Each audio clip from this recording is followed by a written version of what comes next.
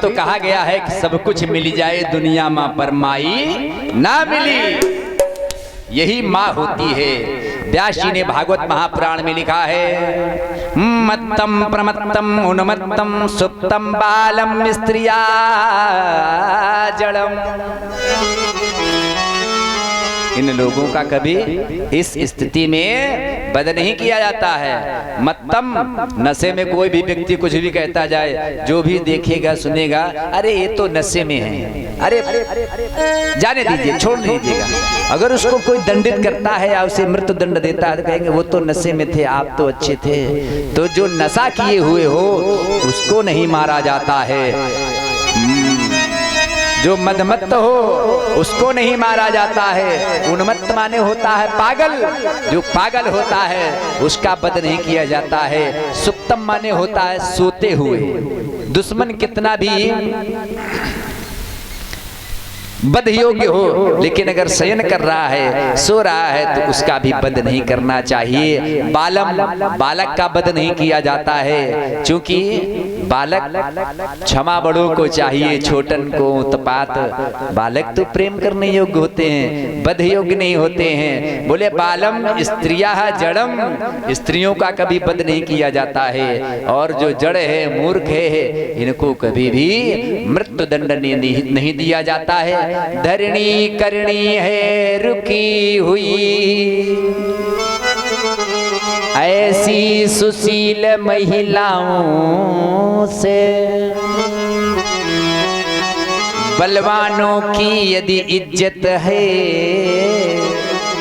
तो ऐसी अबलाओं से हम सब की गर इज्जत है, तो ऐसी ही महिलाओं से।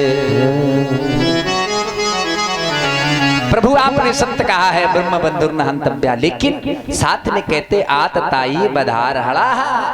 महाराज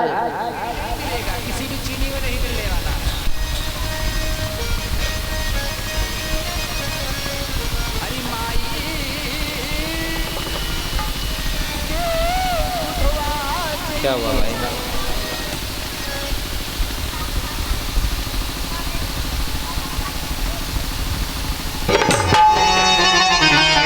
ऐसी कहीं मिठाई मिलने वाली नहीं है। और सब कुछ मिल जाई दुनिया माँ पर माई ना मिली, सब कुछ मिल जाए पर दुनिया माँ माई ना मिले।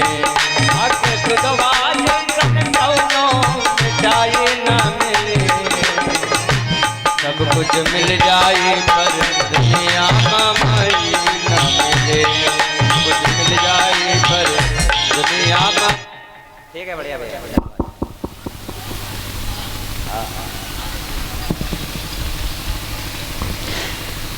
कृष्ण ने कहा अपराधी कोई भी हो उसको दंड दिया जाता है। बोले विमुंच रसनाबद्धम बाल हत्या हता प्रभम तेजसा मणिनाहीनम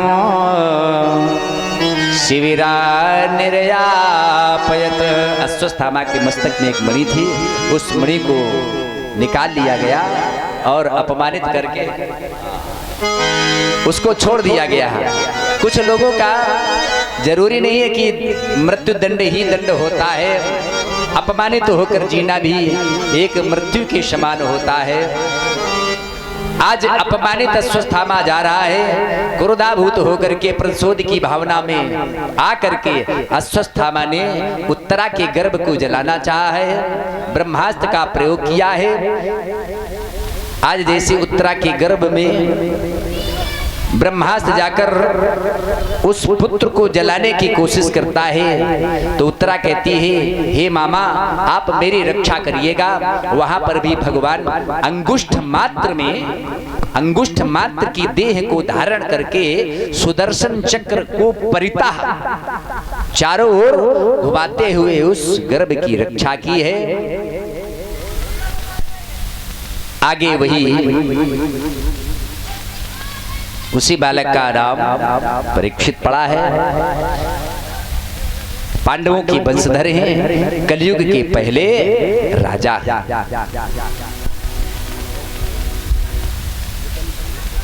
कलयुग ने कुछ दिनों बाद अपने राज्य का भ्रमण करना चाहा। देखा कि परीक्षित के राज्य में एक घटना घट गई। एक गाय है, एक बैल है। बैल लंगड़ा रहा है, गाय रो रही है, आंखों से अश्रुपात हो रहा है। कोई एक काला कुरूप वाला पुरुष लौह का दंड लेकर उसे दौड़ा रहा है। तो जो राजा होता है ना, वो स्वर्ग का अधिकारी तब होता है जब उसकी प्रजा सुखी होती है। जासुरास प्रिय प्रजा दुखारी, सो नृप अवश्य नरक अधिकारी। जिस राजा के राज्य में प्रजा दुखी होती है उस राजा को नरक जाना पड़ता है। परीक्षित ने कहा, कलयुग का मैं पहला राजा हूँ और मेरे राज्य में ये गाय के ऊपर और बैल के ऊपर इतना अत्याचार हो रहा है। गए और सावधान किया। परीक्षित जी ने कहा, बस सावधान हो हे पिशाच, बस सावधान हो हे पिशाच। हम तुझे न जीता छोड़ेंगे,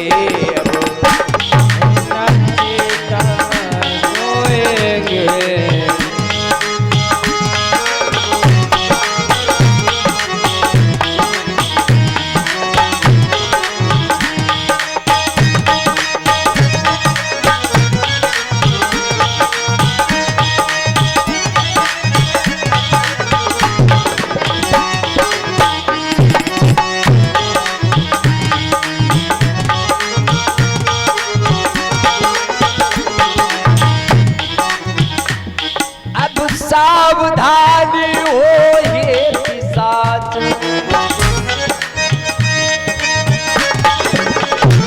अब तुझे न जीता छोड़ेंगे, जो गाय पे हाथ उठाया है।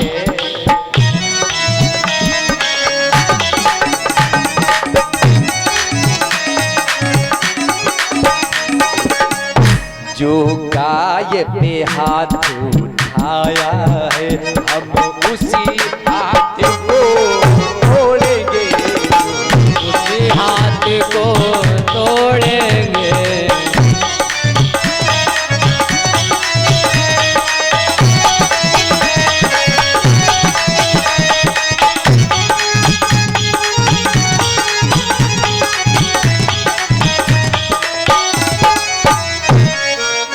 गाय बैल निर्भीक होकर कहने लगे, जान गए ये राजा है, राजा ही मेरी रक्षा अवश्य करेगा। तो गाय बैल कहने लगे, ये गाय नहीं है पृथ्वीपति। राजा को पृथ्वीपति कहा जाता है, ये गाय नहीं है पृथ्वीपति, ये पृथ्वी ही कहलाती है। अपने भविष्य की व्यथा सोच, अब दुनिया से भागी। तो बैल भी कहने लगा, धर्मावतार मैं बैल नहीं,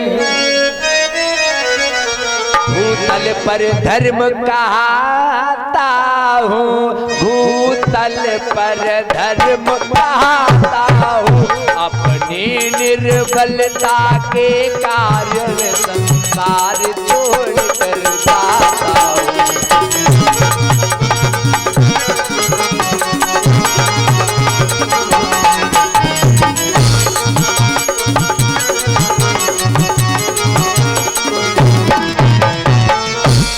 परिचय हो जाने के बाद में राजा परीक्षित ने पूछा, आप लंगड़ा क्यों रहे हैं? बोले, हमारे 3 पैर टूट चुके हैं, एक ही पैर बचा है।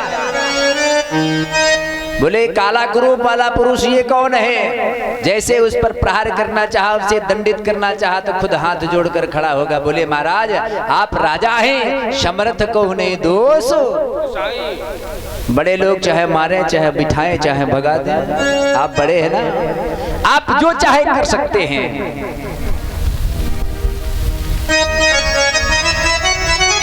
कहा, तुम हो कौन?